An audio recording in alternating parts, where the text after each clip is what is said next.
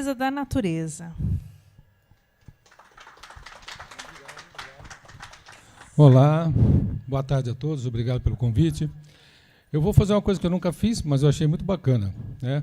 Eu tinha 1,74 m, agora acho que com 72, a gente vai envelhecendo, vai encolhendo, né? Sou branco, tenho cabelos grisalhos, tenho 62 anos, estou de camisa verde com o símbolo do meu instituto no peito, Instituto Brasileiro de Defesa da Natureza. Estou de calça jeans e tênis preto. E um óculos Ray-Ban na cabeça. Então tá bom. Eu achei legal isso, viu? Vou adotar essa coisa, porque tem pessoas que precisam saber, né? Então, estou no rádio ou também tem deficiência visual, precisa saber com quem estão falando. Achei bem legal. Ó, eu acho que está numa tela totalmente errada. Vamos mexer nisso aqui para ele ir lá para onde a gente tem que falar, né? Aqui estou voltando, vamos voltar mais uma. Aqui, para onde está indo, hein? Ó, acabou a palestra, podemos encerrar aqui. Ah, é para lá? Então tá bom.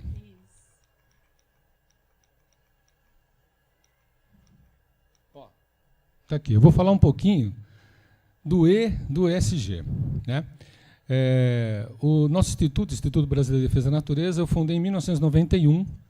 Então, desde dessa época, a gente vem falando sobre questões ambientais. E é um instituto que foi criado especificamente para promover a educação ambiental. Porque nós entendemos que a educação ambiental seria a única ferramenta que podia mudar a situação que a gente está vivendo hoje, né? Então, a gente tem até a frase que educação ambiental é a única ferramenta para mudar o mundo. Só que, assim, para promover a educação ambiental precisa de dinheiro, né, professor? Não é assim? E nós tínhamos o mesmo problema, né? Então, nós iniciamos um trabalho para promover a educação ambiental de forma voluntária, com empresários, que na época eu também era empresário. Só que depois de um tempo a gente teve que ir ao mercado, solicitar apoio das empresas. E aí você precisa dar alguma coisa para a empresa, né? Você não pode simplesmente pedir o dinheiro, tem que dar alguma coisa. E com isso a gente foi criando situações. Mas vou falar um pouquinho aqui hoje sobre essa questão do ESG, né? Bom, a letra E do ESG fala sobre o environmental, que é o meio ambiente, questão ambiental, né? E o mais importante, ligado à letra G do ESG, são as questões de mudanças climáticas, né? No caso das emissões de carbono, que fala sobre a pegada, porque uma coisa é você levantar as emissões, outra coisa é você conhecer a pegada, né? O uso responsável da energia elétrica, e aí vem essas iniciativas das energias solar, eólica e outras, né? Com biomassa e tudo mais, né? A produção consciente, que a gente entende hoje que precisa se preocupar muito com os nossos recursos naturais, como disse a nossa amiga ali, né? Nós precisamos parar de incinerar o resíduo e sim fazer com que ele retorne para a cadeia produtiva. E isso é uma coisa que a gente também se preocupa muito. A gestão do resíduo e reciclagem, o uso consciente de recursos naturais, porque a gente sabe que hoje, por exemplo, uma coisa que eu vou ser honesto para vocês, se tiver alguém aqui que tem carro elétrico, não fica bravo comigo, mas um país que tem biocombustível não precisava ter carro elétrico, né? Principalmente quando você vê que a bateria tem níquel, cádmio, cobre e tal, ainda estão problemas terríveis para solucionar essas reciclagens desses produtos, né? E muitas vezes o carregador da bateria é movido a diesel. Tem mais essa, que não tem como, né? No Brasil não precisava ter isso, mas aí existe todo o lobby, né? Mas a gente deixa. Essa é uma outra coisa que a gente discute depois. E aí a educação ambiental está no fim, embora para mim seja a mais importante de todas, porque, inclusive, quando você aplica dentro de qualquer empresa ou dentro de uma comunidade, todos os conceitos que você quer aplicar, ele passa pela educação, qualquer coisa. Né? Quando você fala de reciclagem, você tem que educar a reciclagem. Quando você fala de recursos naturais, você tem que educar sobre recursos naturais. Tudo é educação. E é o que a gente sempre falou. Bom, e eu vou contextualizar um pouquinho o ODS 13, que, inclusive, eu participo de muita palestra. Já falaram até que meu apelido era o ODS 13, que toda vez que eu chego para falar, eu falo sobre mudanças climáticas, combate às mudanças climáticas, que é o que a gente faz muito lá no Instituto, né? Nós temos um viveiro dentro do Parque Ecológico do Tietê, que é um parque estadual. Nós temos um contrato com esse parque desde 2008. Produzimos, em média, 30 a 35 mil mudas por ano da Mata Atlântica e temos lá plantadas 472 mil árvores nesse período de 17 anos que nós estamos dentro do parque, patrocinado por empresas que têm as nossas certificações, vão conhecer depois isso aqui. Bom, falar um pouquinho sobre as emissões de gases de efeito de estufa, né? Que hoje em dia se fala muito sobre isso, inclusive, depois eu vou até contextualizar um pouquinho da lei, mas nós sabemos que isso é um grande problema, né? É uma ação antrópica do ser humano, que vem causando um impacto muito grande no planeta, e a gente percebeu isso na pandemia. Muita gente falava, não tem nada a ver, tem aí umas pessoas que falam, não tem nada a ver, meio ambiente, não tem nada a ver, isso aí já existia, sempre existiu, né? Eras e eras aconteceram, degelo, calor, só que a gente ficou em casa, né? Um ano, e esse período que a gente ficou em casa, né? A poluição reduziu muito, os mares estavam limpos, os rios voltaram, os peixes voltaram, os pássaros voltaram. Como é que a gente vai acreditar que foi a gente, né? Que não era o ser humano que estava causando esse impacto todo? E o que aconteceu? Após a pandemia, as coisas mudaram bastante, inclusive para nós, que lidamos com as questões ambientais, os educadores do meio ambiente. Porque eu fundei esse instituto em 91, gente, tem 34 anos, vai fazer 35 agora em março. E eu falei no vazio 30 anos, para ninguém escutar. Esse é o que dói. E não desisti porque eu acho que minha esposa é uma pessoa maravilhosa e falava para mim, continua, você gosta, faz, vai lá. Aí os filhos vieram, o neto veio, e todo mundo falando, mas continua, você fica, né? Gosta de fazer isso. Mas é uma tristeza saber que precisou acontecer o que aconteceu no mundo, para eles entenderem que o que a gente vinha falando há anos e anos e anos era verdade. Que um dia realmente isso podia acontecer, né?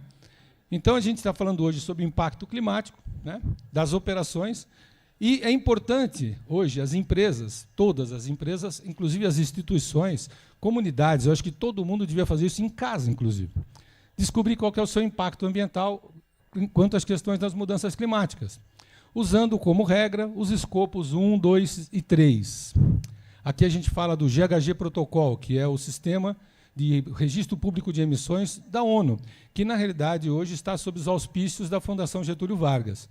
Né? Você está lá, você entra na Fundação Getúlio Vargas, você tem lá o site do GHG Protocol Brasil. E lá se fala sobre os escopos. O escopo 1 é toda a queima de combustível fóssil que você tem controle, ou seja, o teu carro... Vamos trazer para uma empresa, vai ficar mais fácil. Então, é o carro da empresa, que roda em nome da empresa, não é o carro do funcionário dela. Isso já está no escopo 3. O escopo 1 é o carro da empresa, é o caminhão da empresa, essas coisas. O escopo 2 é só energia elétrica, apenas consumo de energia elétrica. E o escopo 3 é tudo aquilo que você não domina, ou seja, a viagem de avião feita pelo seu funcionário, ou a sua viagem de avião, o táxi que você pegou, o Uber, o motoboy que foi entregar um documento, são áreas que você não domina. Você precisa que a empresa que você contratou te passe essa informação. Mas é assim que se trabalha, escopo 1, escopo 2 e escopo 3. Uma coisa que aconteceu agora em dezembro de 2024, foi colocar o Brasil definitivamente na questão das mudanças climáticas. O Brasil não tinha uma regularização quanto às questões climáticas. A gente estava aqui trabalhando no mercado voluntário, né? Eu trabalho com crédito de carbono desde 2007, então a gente sabe que existe crédito de carbono, parece que muita gente acha que não existe, né?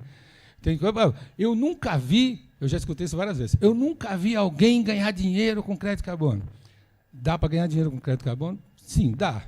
O que acontece é que, infelizmente, muitos créditos de carbono são créditos de carbono irregulares, sobrepostos.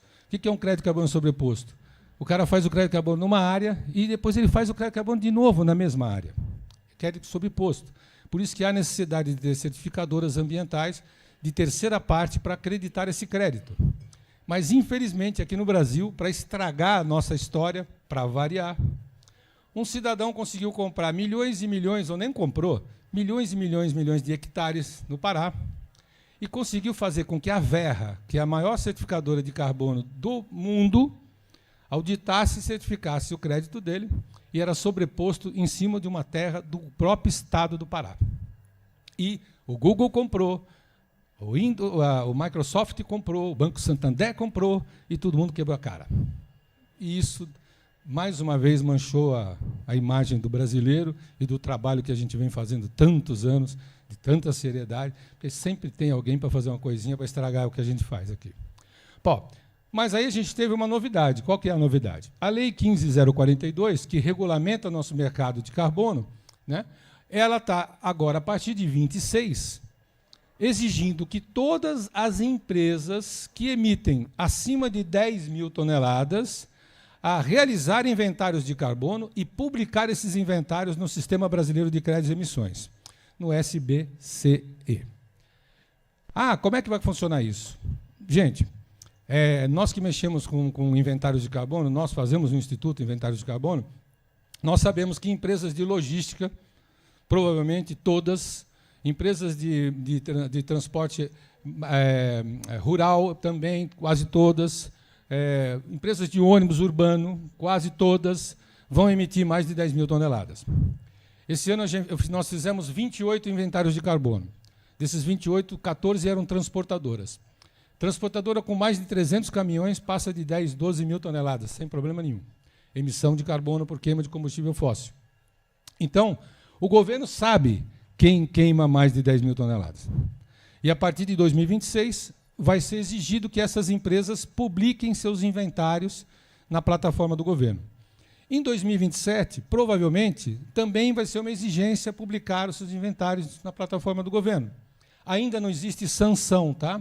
O decreto não foi criado, então não se sabe quais são as multas, mas sabemos que na Europa, por exemplo, a multa é pesadíssima para quem não atinge as metas do carbono. O que vai acontecer aqui? Em 2028, o governo vai analisar o seu inventário de 26, o seu inventário de 27 e vai falar, olha, a sua empresa precisa reduzir as suas emissões em 15%, 20%. Põe uma suposição. Porque o Brasil assinou um compromisso no Tratado de Paris de reduzir mais de 50% das emissões até 2030. Gente, eu não sei quem foi lá escrever esse troço. Reduzir até 2030 em mais de 50% das emissões de um país? Eu acho que as empresas não conseguem fazer isso. Imagina um país. Agora, como é que eles vão fazer isso? Eles vão jogar a conta para cima dos empresários. Eles vão chegar na sua empresa, que emite 15 mil toneladas por ano, e vai falar assim, você tem que emitir 10. Bom, como é que eu vou fazer isso? Mitiga. De que forma? Compra crédito. Para você ficar dentro das 10 mil toneladas. Vai ter uma coisa chamada permissão de emissão, que vai ser vendido pelo governo no mercado para você ter direito de emitir. Eu fico pensando se isso não te lembra nada, antigamente, na venda de indulgência. Quer dizer, eu posso falar o que eu quiser, matar quem eu quiser, que aí é só comprar a indulgência e aí eu estou livre do problema. É o que vai acontecer. Nós vamos comprar permissão de emitir e vamos continuar emitindo, só que com permissão de emitir. Tá? Pô, isso é quem tiver entre 10 e 20 mil toneladas. As obrigações estão aí. Elaborar um plano de movimento, de monitoramento, tá? E entregar esse inventário no sistema brasileiro. Aí vem a questão, né? Quem sabe quem emite 10 mil toneladas? Só tem um jeito.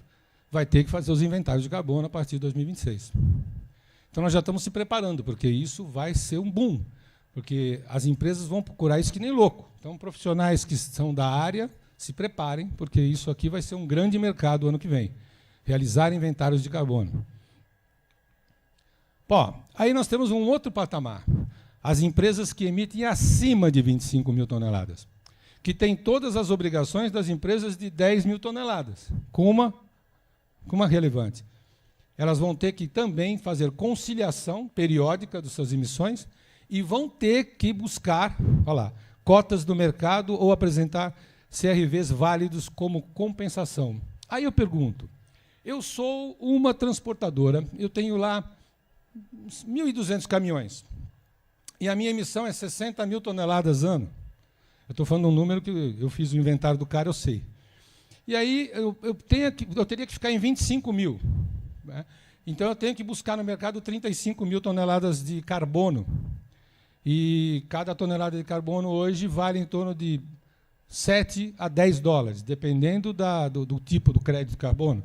Se for Mata Atlântica ou se for de floresta amazônica, se for de recuperação de área degradada, Se for de proteção de uma área que já existe, cada um tem um valor. Existem hoje quase 100 tipos de crédito de carbono diferentes, para vocês terem uma ideia. Tá? Aí eu preciso comprar 35 mil créditos de carbono no mercado, a $10, eu vou comprar 350 mil dólares de crédito de carbono, certo? A R$6, isso vai para 2 milhões de reais, que eu vou ter que achar no meu caixa para comprar isso, inclusive à vista. Porque crédito de carbono não tem faturado, não tem cartão de crédito, não tem nada disso. É cash. Mais um detalhe. Se isso for numa transportadora, vai ter que ir para o frete. E se for para o frete, aumenta o produto. Então, voltamos à conta sendo paga de novo por nós, seres humanos normais.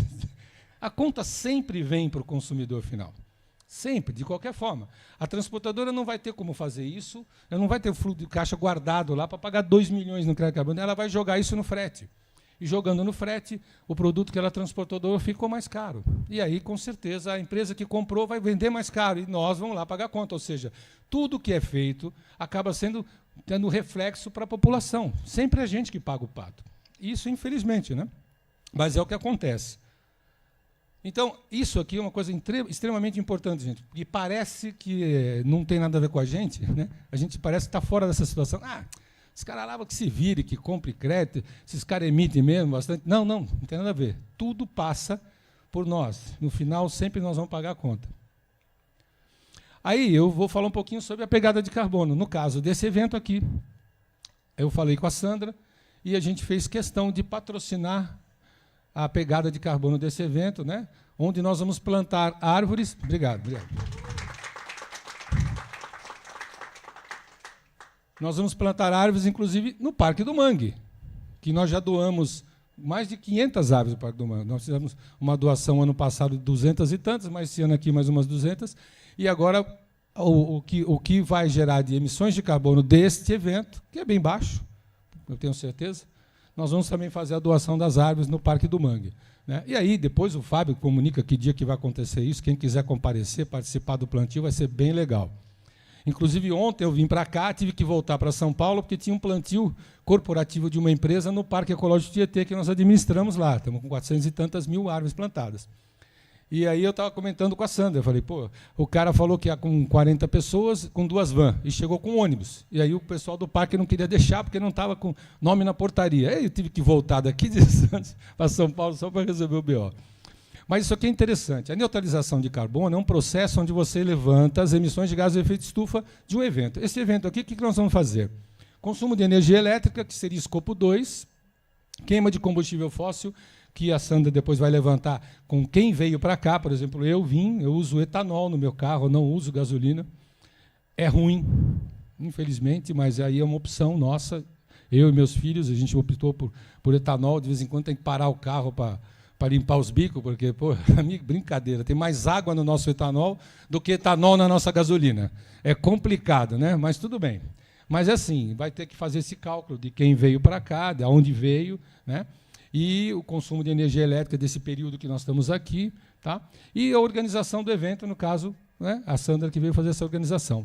Nós não vamos elaborar aqui escopo 3 desse evento, que seria público, que seria o público que veio. Porque isso é muito complicado. Levantar escopo 3 de um evento, você teria que ter uma pessoa lá fora com uma prancheta perguntando de onde você veio, com que carro você veio, qual era o combustível, quantas pessoas tinham dentro. Então, é muito complicado. Existem eventos que a gente já está conseguindo fazer isso num softwarezinho que nós criamos para ficar em alguns eventos. O Instituto faz neutralização de evento desde 2007. Nós temos 683 projetos neutros de carbono, dessas árvores que são plantadas no Parque Ecológico Tietê, e alguns eventos compram crédito de carbono. Não querem plantar árvore, compram crédito de carbono, que nós também temos créditos para oferecer. O interessante da questão dos eventos neutros de carbono é que isso é uma tendência que está crescendo muito. Eventos neutros de carbono, esse ano aqui nós fizemos rodeio, fizemos rally, fizemos uma feira de agronegócios no Rio Grande do Sul, né? Então, assim, isso é só um exemplo, muitas empresas fazem, mas exemplos de segmentos diferentes, por exemplo, agronegócio, um rodeio, né? Fazer a neutralização de carbono foi bem legal. E aqui, o que vocês podem fazer? Justamente isso. Num movimento de neutralização de carbono, a gente vai trabalhar tanto com o plantio de árvores, na recuperação de áreas degradadas, que a gente acha muito legal, quanto à venda de créditos de carbono. É lógico, o crédito de carbono ele tem materialidade, porque o crédito de carbono ele existe, está lá na plataforma da ONU, você tem rastreabilidade dele. O plantio de árvore é um pouco menos rastreável, com certeza. Só que no nosso instituto, a gente gosta muito com a questão do plantio de árvores, porque além de você plantar e fazer a neutralização de carbono, você recupera áreas degradadas. Então, você acaba fazendo duas ações. Não que o crédito de carbono não tenha o seu papel extremamente importante, porque você também está patrocinando, quando compra o crédito, algum projeto muito bacana, ou de reflorestamento, ou de preservação de uma área. Bom, aqui eu queria falar um pouquinho sobre nós, eu já falei, né, que eu falo até pelos cotovelos. Então, aqui a gente está, desde 2007, nós se tornamos uma OCIP, que é a Organização da Sociedade Civil de Interesse Público, que, vou ser honesto para vocês, não serviu para nada, porque se você buscar no mercado recurso falando que você é OCIP, ele pode te dar 2% do lucro operacional bruto, que ninguém quer ter lucro operacional bruto, porque é onde você calcula o imposto de renda da empresa. Então, esquece, a gente deixou isso para lá e continuou trabalhando com verba de publicidade. Hoje, a empresa prefere nos dar dinheiro da verba do marketing e a gente faz o nosso trabalho com verba de marketing mesmo, porque a outra não funcionou para nada. Mas usamos, né, durante algum tempo. Aqui, uma coisa interessante. Desde 1991, a gente faz projetos de educação ambiental, né? Então, está aqui. O Projeto Protetores da Natureza foi o primeiro que a gente lançou, que é um projeto que já entregou mais de 3 milhões de cartilhas na rede pública de ensino de São Paulo, Manaus, e Curitiba e Florianópolis, que são as cidades onde nós temos filiais e onde a gente atua. Tá? Nós temos o Jardim dos Sentidos, que já atendeu mais de 85 mil crianças, levando jardineira nas escolas, para que a criança tenha acesso, de novo, à biodiversidade ambiental. A criança não sabe que a bala de hortelã vem de uma planta chamada hortelã, ela não sabe mais. Tem umas que não sabem nem que o leite vem da vaca, acha que nasce na caixinha. Então, a gente precisa retomar com essas crianças para elas terem entendimento das coisas de novo. Né? E o projeto que nós temos, Atitude Limpa, que está na 36ª edição, aqui na Baixada já fizemos 3 edições, né? Meu amigo já estava, inclusive, com a gente lá, nessa última a gente estava junto, trabalhando. E já fizemos aí, nós temos mais de 75 toneladas de resíduos retirados e mais de 6 mil voluntários envolvidos nessas ações. A gente já fez isso nos igarapés de Manaus, inclusive lá chama SOS Igarapé. Para quem conhece Manaus, gente, é assustador. Cada ação nossa lá tira 2, 3 toneladas de resíduo de um igarapé. E a gente já fez isso em vários parques de São Paulo, Ibirapuera, Aclimação, Parque Ecológico Tietê, Lago do Aroche, Praça da Sé, Anhangabaú. São ações de recolhimento de lixo que a gente usa muito, voluntários de escolas, geralmente de universidades, onde a gente entrega um certificado de horas para o aluno que participa conosco. E aqui, desde 2005, nós se tornamos um organismo certificador. Isso aqui, professor, é o que eu falei para o senhor aqui no início. Para conseguir dinheiro das empresas, para fazer o nosso trabalho, a gente tinha que dar alguma coisa para a empresa. O que nós fizemos? Criamos certificações ambientais. Essa primeira certificação, Empresa Parceira da Natureza, ela tem 60 questões ligadas em ESG. A gente pergunta para a empresa através desses questionários, depois emite um diagnóstico para a empresa de qual é a posição dela em ESG no momento. Empresa neutra de carbono é a empresa neutra de carbono, pode ser um produto neutro de carbono, evento neutro de carbono, é o que nós comentamos aqui sobre realizar o inventário de uma empresa e fazer as emissões. Produto ecossustentável está ligado diretamente à produção consciente e o descarte consciente de resíduo. Criamos um projeto também com os hotéis, que tem a mesma característica do Empresa Parceira da Natureza, mas dedicado somente à rede hoteleira, dedicado somente aos meios de hospedagem, que tem uma característica um pouquinho diferente. E nós temos uma certificação de energia renovável que certifica quem trabalha com energia solar, energia eólica, ou está ligado diretamente ao mercado livre de energia. E, recentemente, desde 2017, aliás, começamos também a fazer inventários de carbono para as empresas. Eu até comentei com o nosso amigo aqui, o Porto do Rio de Janeiro é neutro de carbono, é um porto que já fez inventários conosco 3 anos seguidos, faz questão de plantar árvores, não faz questão de que, onde sejam, inclusive, são plantadas no Parque Ecológico do Tietê. São 50 mil árvores, completando esse ano aqui, são 50 mil árvores que o Porto do Rio de Janeiro, que lá chama Rio Brasil Terminal, patrocinou na recuperação do Parque Ecológico Tietê em São Paulo. Curioso, né? Porto do Rio, patrocinando em São Paulo. É um porto que o presidente do porto é carioca, mas a empresa é filipina. Eles têm 150 portos, 150 terminais portuários pelo mundo. E o filipino preferiu plantar árvore do que comprar crédito de carbono. Foi muito legal. Também temos parcerias com o Porto do Pecém, que também está fazendo um trabalho conosco naquela primeira certificação. E a gente vem caminhando bem nessa situação de passar para as empresas informação. O que acontece? Hoje, quando uma empresa grande quer ter um selo de ESG, ele procura a Bureau Veritas, que é uma empresa francesa com mais de 100 anos, e o selo dela é reconhecido no mundo. Só que se você for pequeno, não dá para comprar, não dá para pagar a certificação da Bureau Veritas, mas você quer ter uma certificação verde. Então está aí, ó. Instituto Brasileiro de Defesa da Natureza tem uma certificação verde extremamente acessível para qualquer empresa. Foi criada pensando nisso, pensando naquele que não conseguiria ter um engenheiro ambiental, um consultor dentro da empresa. Então, nós temos os engenheiros consultores e somos a consultoria, somos esse funcionário que a empresa não tem. Na nossa sede, ela tem a nossa consultoria para implantar os programas. E aí, uma tela que não tem nada escrito. E essa aqui. Eu acho que eu que devo ter essa mancada, né? Eu que pus uma tela que não tinha nada escrito. O cara faz palestra 2 horas da manhã e faz essas cagadas. Tem jeito mesmo. Está aí, ó. Aí eu agradeço a parceria, o convite. Vou estar sempre com vocês aqui. Fábio, Sandra, como chamar. Estamos aí. E até para as minhas amigas do ODS aí, se quiserem, o Instituto Brasileiro de Defesa da Natureza participando do ODS 13 com vocês aí, é só fazer um contato com a gente, que vai ser um prazer participar também, tá bom? Obrigado.